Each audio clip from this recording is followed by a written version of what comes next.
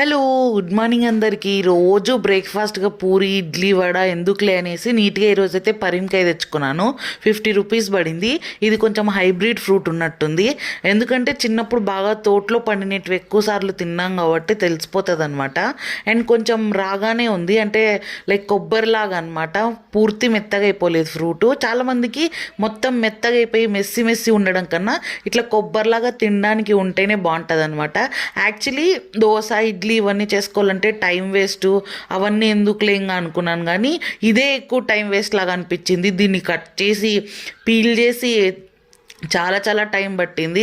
నిజానికి ఈ టైంలో దోశ పోసుకొని చట్నీ కూడా వేసుకొని తినేసొచ్చు అనమాట. నేనేదో పని తగ్గుతుందని ట్రై చేసినా కానీ ఇదే ఎక్కువ పని అయిపోయింది. 50 రూపీస్ పడింది ఫ్రూటు. లైక్ బయట అయితే కట్ చేసినట్టు కూడా అమ్ముతున్నారు, కానీ ఎందుకులే మనమే కట్ చేసుకుందామని అయితే తెచ్చుకున్నాను. చాలా పీసెస్ అయితే వచ్చినాయి. 50 రూపీస్కి వర్త్ అనిపించింది. సో అన్నీ ఒక్కదాన్ని తినలేను కాబట్టి కొన్ని అయితే డబ్బాలో పెట్టేసి ఫ్రిడ్జ్లో పెట్టేస్తాను. సో మీరు చెప్పండి, పొద్దున్నే మీకు ఎట్లాంటి ఫ్రూట్స్ అంటే ఇష్టము? అండ్ మార్నింగ్ బ్రేక్ఫాస్ట్కి బదులు చాలామంది ఫ్రూట్స్ని తింటా అంటారు. సో మీరు ఎలాంటి ఫ్రూట్స్ని ప్రిఫర్ చేస్తారో కామెంట్ చేసేయండి. అండ్ ఇదైతే టేస్ట్ చాలా బాగుందన్నమాట. కొబ్బరిగా తింటా అంటే మరీ అంత ఓవర్ స్వీట్ లేదు, అట్లానే చప్పకు కూడా లేదు. టేస్ట్ అయితే చాలా బాగుంది. సో మీరు కూడా ఫ్రూట్ తెచ్చి ఇంట్లోనే కట్ చేసేసుకోండి. ఇన్ని పీసెస్ వస్తాయి, ప్లస్ హైజీనిక్ కూడా ఉంటుంది.